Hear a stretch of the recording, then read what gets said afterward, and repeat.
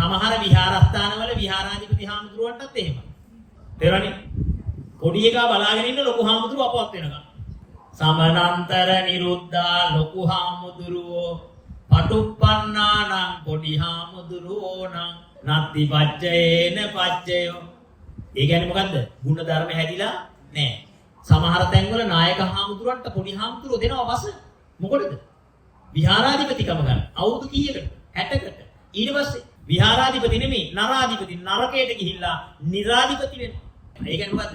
පැවිදි වෙලා හිටියට එවැනි වැඩ කරන අයගේ මොකද්ද ගොඩනැගිල්ල නැත්තේ? ඒ කියන්නේ අඩුම ගානේ කර්මයේ කර්මඵලයේ අදහන කම්මස්සකත සම්මාදිට්ඨියවත් හැදිලා නැහැ. අපිට බුදුරජාණන් වහන්සේ දේශනා කරන මොකද්ද? මේ විදියට හිතන දසධම්ම සූත්‍රයේ කියනවා යම් කිසි කෙනෙක් කල්යාණං වා පාපකං වා තස්ස දායාදෝ භවිස්සාමීති පබ්බජිතේන අබින්හම් පච්ච වෙක්කිතබ්බා. කල්යාණං වා හොඳ වේවා නරක වේවා පාපකං වා තස්ස දායාදෝ භවි. තමන්ටම දෑවැත්ත වශයෙන් මේක ලැබෙන බව නිතර හිතන්න කියන. අබින්හම් පච්ච වෙක්කිතබ්බා නිතර හිතන්න කියන. විශේෂයෙන්ම පැවිද්ද වෙච්ච අපි ඔයාට පූර්වාදර්ශව ඉන්න ඕනේ. අපි මොකද කරන්නේ? මම මගේ නායක හාමුදුරුවන්ට වස දෙනව කෙනෙක් නම් මොකද්ද අපි කොහොමද බණ කියන්නේ? එහෙම කියලා කියන බණ මොකද්ද? Taman තුල බණ නැත්නම් විශාල එහෙම ගැටලු තියෙන තැන් තියෙනවා. ඒකට හේතුව මොකද්ද?